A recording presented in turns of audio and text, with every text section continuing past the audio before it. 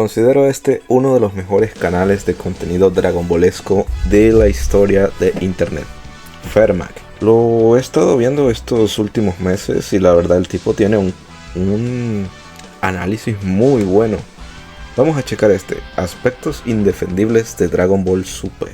Ya saben, el link en la descripción para que vayan a apoyar este canal. Recientemente saqué un video dando el porqué incluso con tantas falencias, muchas personas disfrutamos de Dragon Ball Super y lo seguimos sábado tras sábado desde julio del 2015 hasta marzo del 2018. Ahí mismo me encargué de aclarar que la postura más lógica y coherente que uno puede tomar si te gustó la obra es aprender a criticarla igualmente en puntos objetivamente malos y que no tienen defensa alguna. Está en uno ver cuáles considera que son los errores indefendibles y hasta imperdonables que tuvo Dragon Ball Super, por lo que en este video te traigo los que yo, desde mi punto de vista, considero que fueron cosas que ni el mayor conformista experto en sacar excusas y argumentos de la nada para defender Dragon Ball Super cada vez que se lo ataca de forma objetiva sería capaz de defender.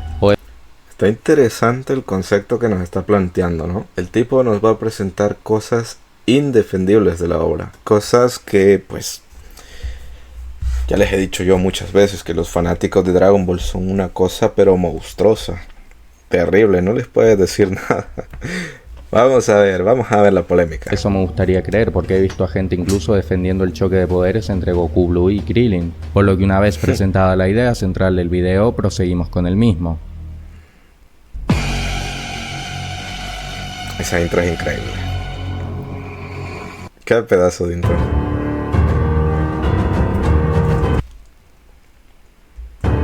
Ojo, las primeras dos sagas de Super. Aspectos indefendibles. Y estoy totalmente de acuerdo.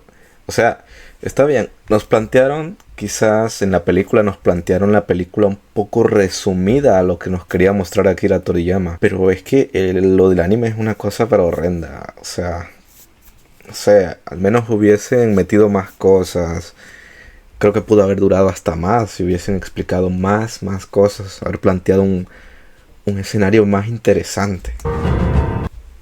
No hay manera alguna de defender el que hayan realizado la batalla de los dioses y la resurrección de Freezer nuevamente, al menos no del modo en que lo hicieron. Lo peor de todo es que fue idea del propio Akira Toriyama. Entiendo el por qué el sensei quiso tal cosa. Se sabe de sobra que al realizar guiones de películas, estos terminan acortándose para no hacerla tan larga. Incluso se llegan a animar situaciones que terminan siendo cortadas y añadidas en versiones extendidas como en la batalla de los dioses. Y en casos como Dragon Ball Super Broly se eliminan aspectos del guión original directamente. Por eso digo que tiene sentido pensar en que Akira Toriyama sugirió animar esas dos películas para que pudieran introducir todo lo que él escribió en los guiones, pero terminó siendo descartado. Sin embargo, fue un error. Pero eso es verdad. Akira Toriyama había escrito demasiado para la batalla de los dioses. Escribió un guión, tengo entendido, de como 300 páginas, tal vez. No sé, escribió un guión digno de una serie completa. Y claro, lo acortaron, me imagino, a solo 90 páginas o 60 páginas. Pero es que lo que hicieron con el anime es una cosa fea. Porque le costó bastante caro a Dragon Ball Super. No solo que complicó al personal del anime quien, por justamente tener que animar esos dos arcos, tuvieron que dedicarle menos tiempos a sagas posteriores como el torneo de Champa o la de Black, dándonos un producto visualmente malo, sino que también creó aún más huecos e incoherencias a productos que ya de por sí flaqueaban en ello, sobre todo la resurrección de Freezer. Sí, en Super arreglaron el error de que Shenlong solo podía cumplir un deseo en la película, o la tremenda fumada que, incluso a día de hoy mucha gente defiende, de Sorbet dejando moribundo a Goku Super Saiyajin Blue de un simple ataque, cosa que en el anime cambiaron al recrearlo con un Goku en estado base. Sin embargo, ni siquiera tapando esas incoherencias se puede decir que valió la pena. A cambio, nos dieron escenas mediocres como la muerte de Piccolo. Hombre, qué montón de censura. Mira esta censura. Le quemó la ropa, eso fue lo que hizo. O sea, ¿cómo me caga la censura de Super? ¿Ven por qué yo les digo, solo vi Super una vez en mi vida? Yo no he vuelto a ver Super. Yo de tanto en tanto me vuelvo a ver Z, me vuelvo a ver GT, me vuelvo a ver el Dragon Ball original. Pero Super yo lo paso, no de sé. Sorbet dejando moribundo a Goku Super Saiyajin Blue de un simple ataque, cosa que en el anime cambiaron al recrearlo con un Goku en estado base. Sin Esa embargo, ni siquiera censura tapando tan esas fea, incoherencias se gente. puede decir que valió la pena. A cambio, nos dieron escenas mediocres como la muerte de Piccolo, Tagoma pasando de un poder como el de Sabón y Dodoria a superar al Super Saiyajin y a Piccolo fusionado con Kamisama en 4 meses, con la excusa de Qué que locura. Freezer lo usaba como saco de boxeo y luego se recuperaba. Dios, es que ni siquiera los Saiyajin abusaban tanto de los Zenkai como ese tipo que era una raza totalmente random. Y por si fuera poco, después viene Ginyu, le cambia el cuerpo y no solo se adapta a él inmediatamente, también saca a relucir todo el poder que tenía a pesar de llevar años y años siendo una rana, y peor aún, parece tener aún más fuerza que Tagoma mismo, derrotando a los guerreros Z de un solo golpe. Eso fue muy raro, ¿no creen? O sea, que de la nada aparezca el Capitán Ginyu, intercambie cuerpos. O sea, ¿qué coincidencia más grande puede haber aquí? ¿Qué tan pequeño es el mundo de Dragon Ball como para que aparezca el Capitán Ginyu así de la nada? Es una locura indefendible. La saga de la resurrección de Freezer es completamente infumable y de lejos es el peor arco de toda la franquicia, incluso peor que la de Garlic Jr. Espera, te dijo que es peor que el de la saga de Garlic Jr. ¡Ah, la verga! ¿Cuántos se habrán ardido con esa frase? Pero eso no queda ahí. Sabemos perfectamente No. que la idea de que Goku y Vegeta hayan asimilado el poder de un dios y sus estados bases como tal eran superiores incluso a un Super Saiyajin 3 fue descartada en algún punto por Akira Toriyama, y reanimar la película de la resurrección de Freezer era el momento perfecto para arreglarlo, pero no, respetaron esa idea descartada, aunque como dije no se sabe cuándo Akira desistió de ella, por consiguiente no podemos echarle 100% la culpa a los guionistas de Super por este punto particularmente, y tenemos a Goku base enfrentándose cara a cara con Freezer en su forma final. Recordemos que el propio Freezer en estado base humilló a Gohan Super Saiyajin 2, para que sagas posteriores veamos a Goku teniendo que transformarse en Super Saiyajin para enfrentarse a basuras inferiores como Frost o el trío Peligro, y el propio Vegeta, que en el relleno donde se crea un clon suyo en estado base humilló a Gotenks en Super Saiyajin 3, pero después en el torneo de la fuerza lo vemos usando el Super Saiyajin contra basuras como Ribriane o los mismos lobos hediondos del... Es curioso, ¿no? Es muy curioso. O sea, es que de por sí los niveles de poder en Dragon Ball Super ya no existen. O sea, aquí es un despelote de energía. Aquí todos son poderosos. Aquí todos están al nivel más allá de Majin Buu. Todos son dioses. Es algo complicado, Super. Universo 9. La inconsistencia que la implementación del estado base con el poder de los dioses generó es irreparable. Simplemente dejó de existir de un momento para otro, y por eso... Y este momento de Goku en el espacio peleando con Bills me parece tan extraño. ¿Los Saiyajin podían vivir en el espacio? Sí, ¿no? Es que es muy raro todo. Gente que, no irónicamente, creyó que Kiabe, quien enfrentó decentemente a Vegeta en Super Saiyajin, era más poderoso que Freezer de Super en su forma final. En conclusión, es indefendible que nos hayan dado dos sagas de algo que ya habíamos visto, pero 100 veces peor, que por tapar uno o dos errores que tuvieron las películas, nos dieran decenas de otras incoherencias que no estaban presentes en dichos films, además de daños colaterales como haberle quitado tiempo al personal del anime para realizar un mejor trabajo en sagas posteriores. Ojo, que igualmente si Dragon Ball Super vuelve, me gustaría que adaptaran con tiempo la película de Broly. Sabemos que muchísimas partes del guión original fueron cortadas por falta de tiempo y, más allá de eso, es la oportunidad perfecta para arreglar las inconsistencias que presenta la película y, de ser posible, explicar o mostrar muchos más aspectos de Broly y lo que vivió en el planeta Vampa, ya que la película quedó a deber mucho en ese aspecto, y como resultado tuvimos a un Broly que es difícil de interpretar, ya que carece de coherencia narrativa total, lo que da lugar a muchas interpretaciones para el personaje dependiendo de quien lo vea y quien lo analice. A mí personalmente no me gustó ese Broly. Y eso que este Broly tiene mucho más sentido que el Broly de Z, ¿sabes? Aunque creo que si hubiesen explicado mejor al Broly de Z, si le hubiesen dado un trasfondo que explicara muchísimo más, posiblemente el de Z sería todavía mejor que el que ya es. O sea, perfeccionar la perfección, mi gente. Involución de personajes. No es una novedad para nadie que muchas veces se involucionaron a personajes principales solo para evolucionarlos, entre comillas, de forma muy malas y genéricas. El ejemplo más claro es Goku, quien en el manga clásico era un artista marcial completo que en cada saga se volvía mejor, mientras que en Super lo vemos criticando a Vegeta por entrenar mentalmente, o el propio Vegeta, quien cerró su arco evolutivo de forma magistral en la saga de Majin Buu, para que en el torneo de la fuerza se ponga como loquita al ver que Kakaroto lo había superado una vez más. Pero es tan raro, ¿no? Es que, ¿qué pasa con Super que hace que todos actúen como pendejos? Goku no es tonto, Goku es inocente. Esas son dos cosas diferentes, ¿sabes? El personaje de Goku en Super me caga porque es tan tonto. Es como ver a un personaje idiota de, qué sé yo, Cosmo de los Padrinos Mágicos. Es Cosmo de los Padrinos Mágicos. No puede estar un rato sin quebrar algo.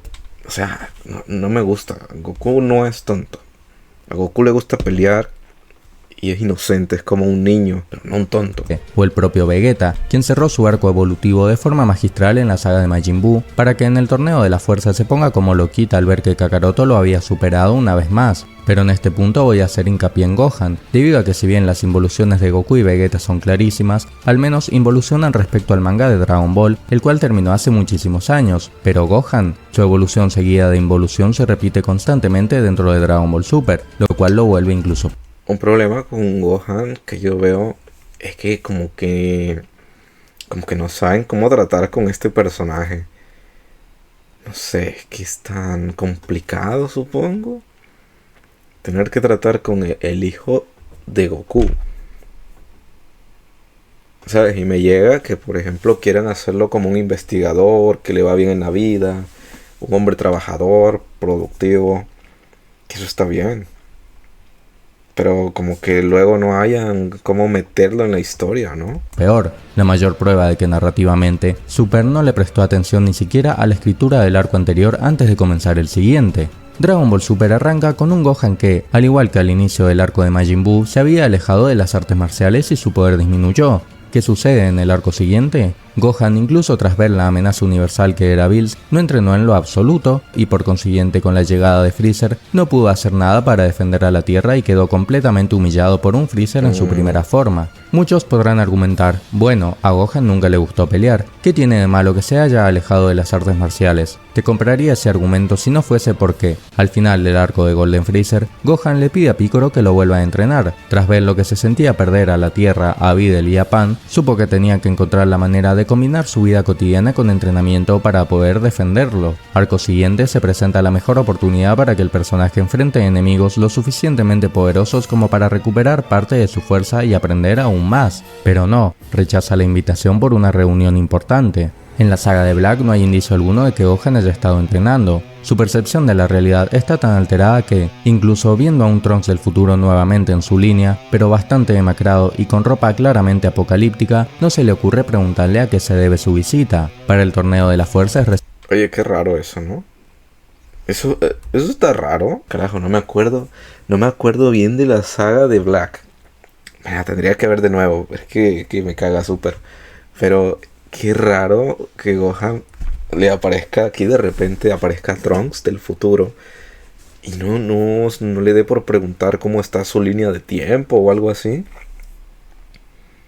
Que igual si esta es una línea del tiempo alternativa, donde aquí lo que pasó, la amenaza que ocurrió fue la de Black Goku, entonces en teoría Gohan no conoce a Trunks de la misma manera como lo conoce en Z, ¿no?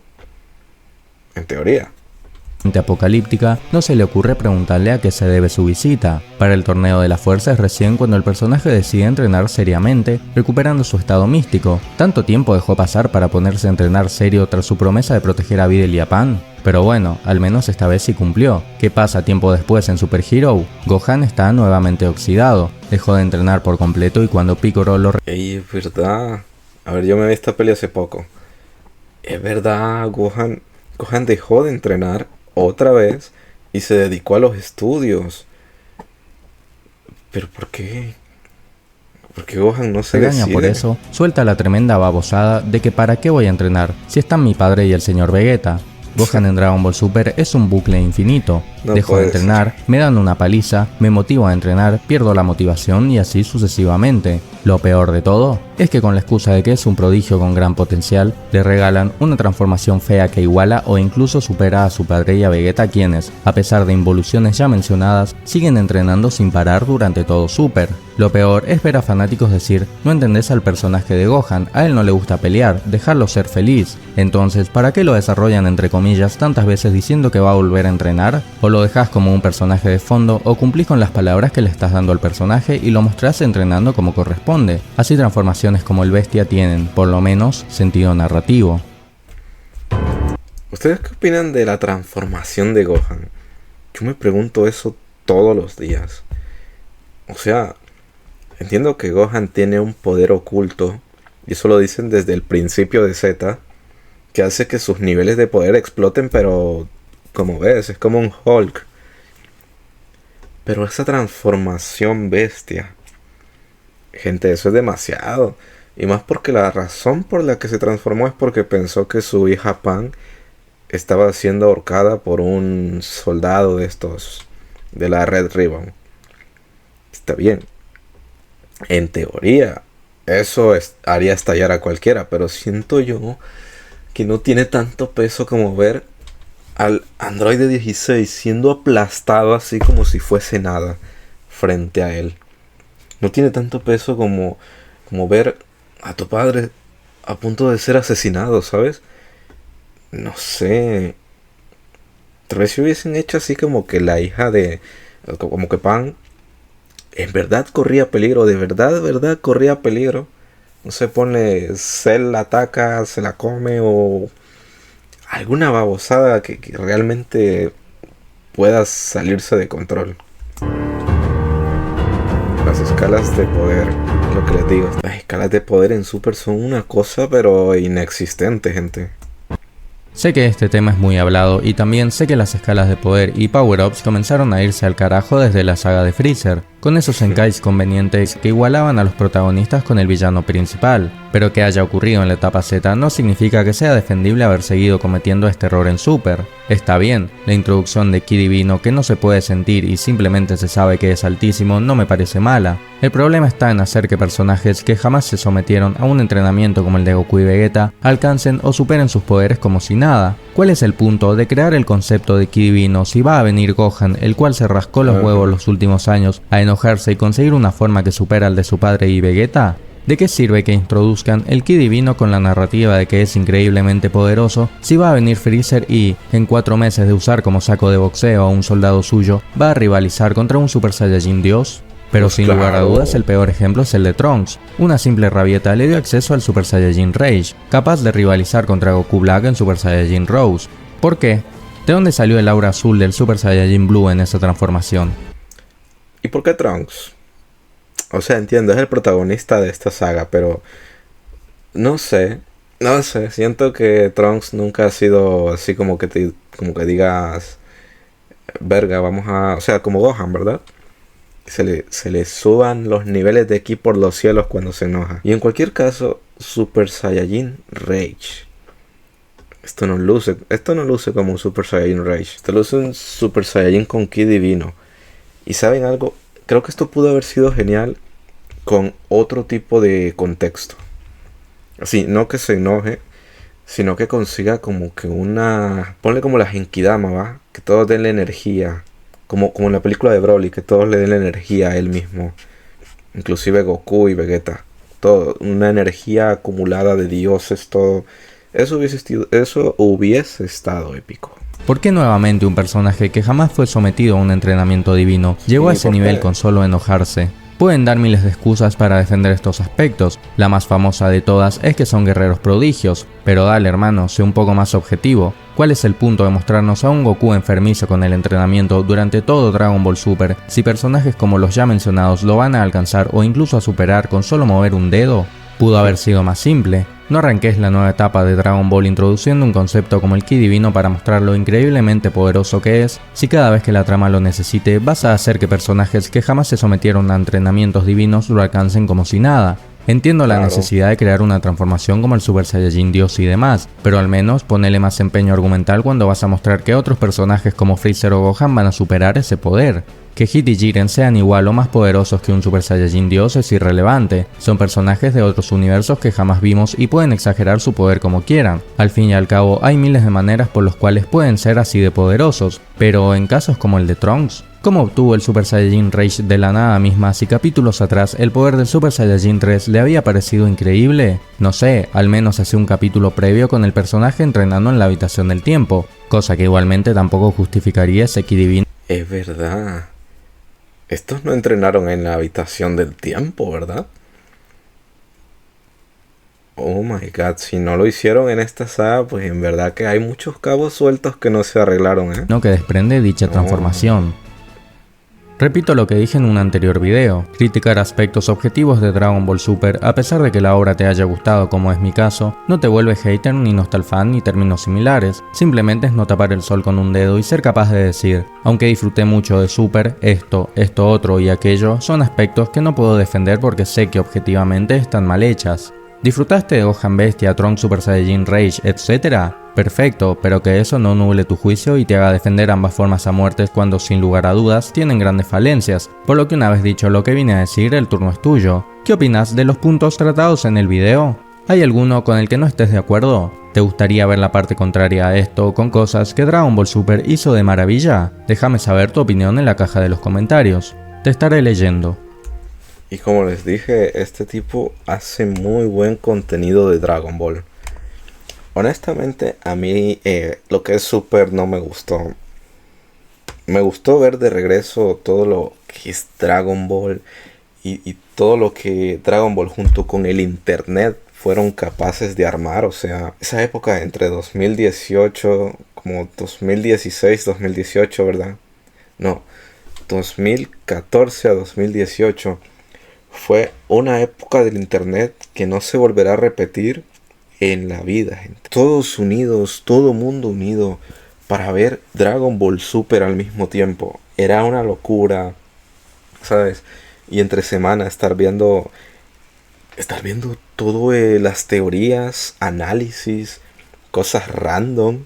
Analizaban hasta los openings y endings del anime. Historias que se crearon así, Goku es traicionado, no sé qué. Dios, pero aún así Super no es de mis favoritos. Lo llegué a ver en esa época y no lo he vuelto a tocar en mi vida. Bueno, mi gente, ya saben, suscríbanse para más contenido. Recuerden, vamos a estar viendo puros videos de Dragon Ball todo marzo, puro Dragon Ball, en homenaje a Akira Toriyama. Sin más, me despido, mi gente. Nos vemos y hasta la próxima.